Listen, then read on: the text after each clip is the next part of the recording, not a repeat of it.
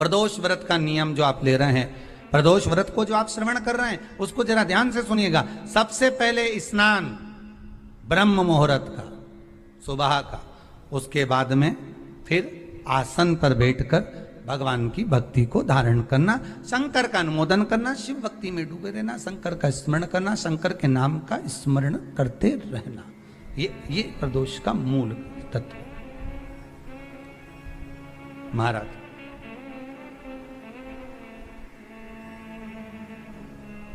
प्रदोष व्रत करने वाले को भोजन नहीं करना चाहिए,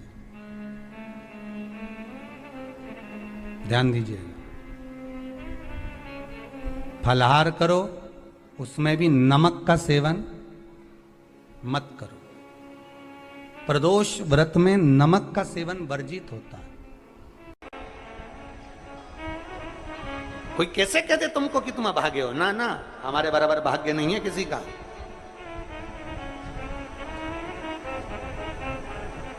तुम्हारी ग्रह खराब है, तुम्हारे ग्रह खराब है। शंभेश्वर महादेव का नाम 7 कनेर के पुष्प, कितने? 7 कनेर मालूम है? ये रोड पर जो जाते हो डिवाइडर में पीला पीला फूल लंबा, जो कि पशु पक्षी कोई नहीं खाता, जहरीला फूल माना जाता है। कनेर के 7 फूल, एक बेलपत्र। जिस समय पर कनेर का फूल बेलपत्र के साथ चढ़ाया जाएगा तो 7 कनेर के पुष्प सीधी बेलपत्र पर आपको रखना है। 2-3 प्रदोष कर कर देखना। अगर कोई आपसे कहे कि आपका भाग्य ठीक नहीं चल रहा, आपकी किस्मत ठीक नहीं चल रही, आपके ग्रह ठीक नहीं चल रहा है, आप भाग्यशाली नहीं हो, पहले तुम वहां से उठ जाओ। उसके बाद में देवाधिदेव महादेव के पास 7 कनेर के पुष्प एक बेलपत्र में रखकर नंदीश्वर के पास में बैठकर श्री शिवाय नमस्तुभ्यम बोलकर अशोक सुंदरी वाली जगह पर स्पर्श कराकर भगवान शंकर पर 7 फूल के साथ बेलपत्री की डंडी अशोक सुंदरी की साइड हो, ऐसा स्मरण करते हुए शिव को समर्पित कर दे। वही बेलपत्री 5 बार नमः शिवाय या पंचाक्षर मंत्र, षडाक्षर मंत्र या श्री शिवाय नमस्तुभ्यम बोलकर वही बेलपत्री 3 प्रदोष, 4 प्रदोष, 5 प्रदोष, 2 प्रदोष, जितने प्रदोष आप चढ़ा रहे हैं प्रदोष काल में, वो बेलपत्री लाकर अपने कक्ष में अपने पूजन वाले स्थान पर रखते जाओ। एक बेलपत्री एक प्रदोष पर लाओगे, अगला प्रदोष आएगा, कितना अंतर पड़ता है आपके भाग्य बदलने में, आपको खुद मालूम पड़ जाएगा कि आपकी किस्मत कैसे बदल गई। मेहनत आपको करना है, परिश्रम आपको करना है, लगन आपको लगाना है, और बेलपत्री और कनेर का पुष्प शिव को चढ़ाना। चालू करो प्रदोष चढ़ाना और चढ़ाओ शंकर का भजन।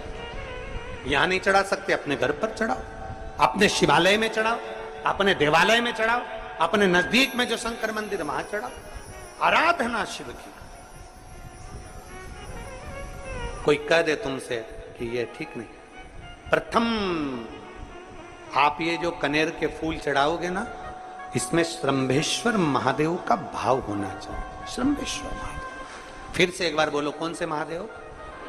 श्रंभेश्वर। और फिर एक निवेदन, मान लो कि डॉक्टर कह दे कि बच्चे की धड़कन नहीं आ रही है, 7 पुष्प कोई से भी, 7 बेलपत्र अशोक सुंदरी वाली जगह पर एक एक कर कर बेलपत्र, एक बेलपत्र एक पुष्प अशोक सुंदरी वाली, एक बेलपत्र एक पुष्प अशोक सुंदरी वाली जगह पर चढ़ा दीजिए, और एक बेलपत्र उसमें से एक पुष्प लेकर अपने घर चाहिए, और 15 दिन के बाद वापिस उस बच्चे की सोनोग्राफी जांच डॉक्टर के कहने से कराइए। बाबा उस बच्चे की धड़कन, श्वास और शरीर पूरा देगा। श्रंभेश्वर महादेव में श्रंभेश्वर महादेव का जब नाम लिया जाता है तो 33 कोटि देवी देवताओं का एक साथ नाम उच्चारण हो जाता है। 33 कोटि देवताओं श्रंभेश्वर। बोल शंभेश्वर महादेव की जय। शंभेश्वर भगवान का स्मरण किया है। आगे वर्णन आया है भगवान के सुंदर आनंदमय स्वरूप का। जब भगवान देवाधिदेव महादेव आनंद में विराजमान थे, देवता और राक्षसों ने मिलकर मंथन किया। मंथन में विष निकला जो देवाधिदेव महादेव के पास पहुंचा।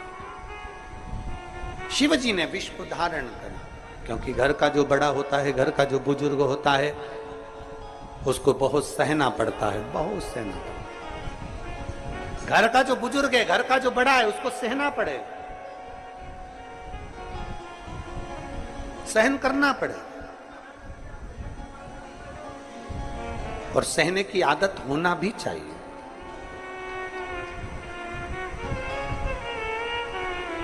सहने की आदत होना भी चाहिए। सब जैसे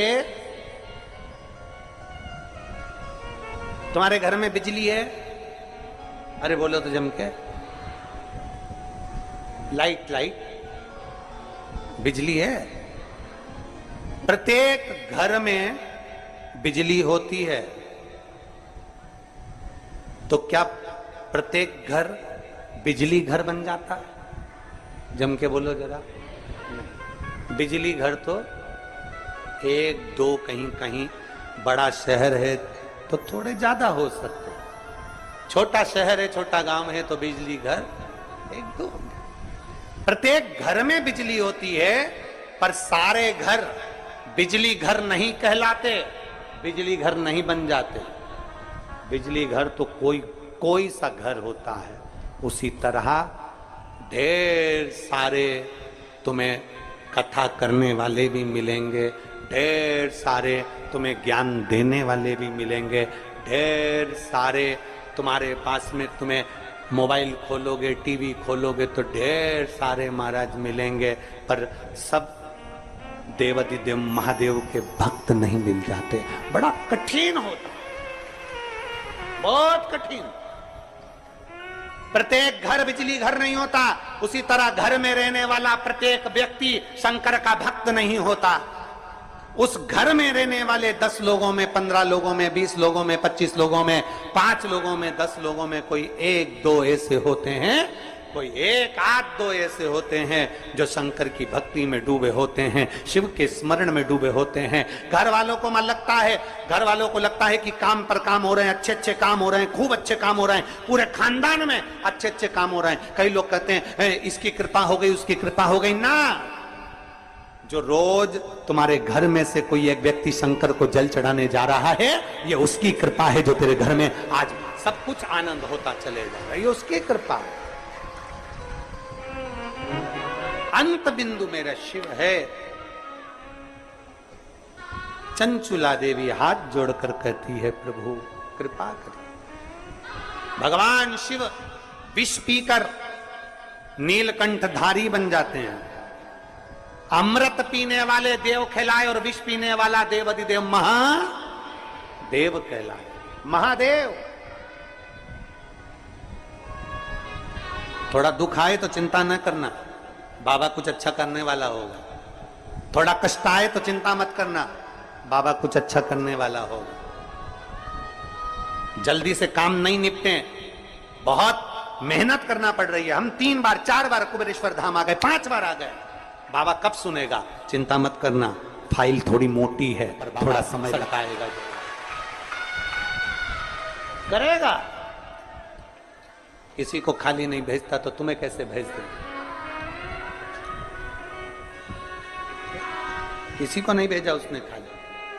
ये इतने एक बहन ने तो पूरी डॉक्टरों की 1 2 3 4 5 6 7 फाइल लगाई। 7 डॉक्टरों की, 7 डॉक्टरों की फाइल लगाई है। और सब डॉक्टरों ने कह दिया था कि तेरे घर संतान नहीं होगी, सुख नहीं। फिर भी शिव ने 1 साल नहीं, 2 साल नहीं, 3 साल नहीं, 4 साल नहीं, 5 साल बाद दिया। तो सब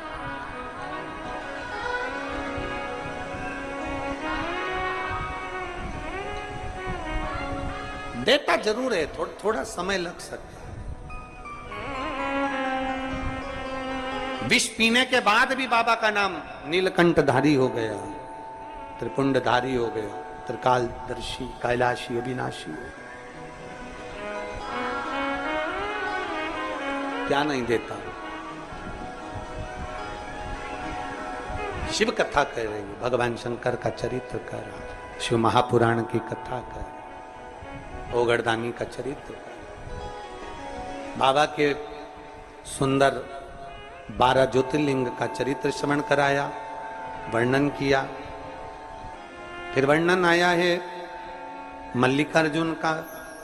कार्तिकेय बाबा जब रुष्ट होकर चले गए तो उनको श्री शैलम पर जाकर मनाया, मल्लिकार्जुन के रूप में विराजमान। जब अपने नजदीक में, अपने क्षेत्र में शिव महापुराण की कथा हुआ करे तो 7 दिन नहीं तो छठे दिन, 7वें दिन, एक दिन जाकर बाबा की उस धरा को प्रणाम जरूर करा। प्रयास। मल्लिकार्जुन के रूप में पूजाए।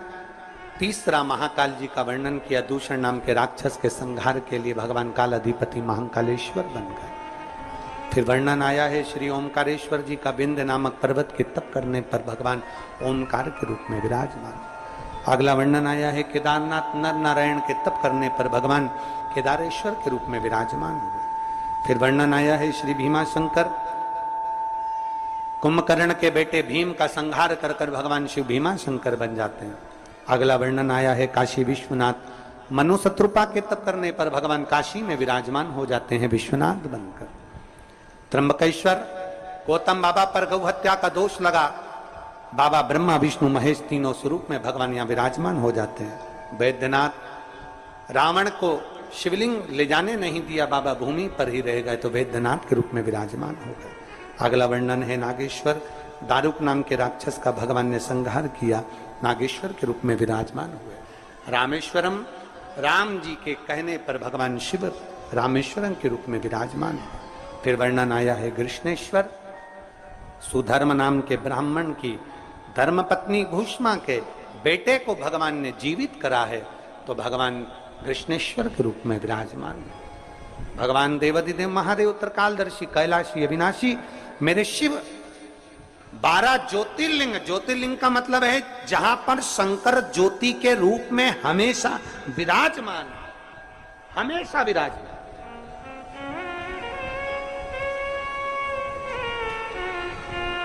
एक ज्योति के रूप में मेरा देवाधिदेव महादेव वहां पर विराजमान,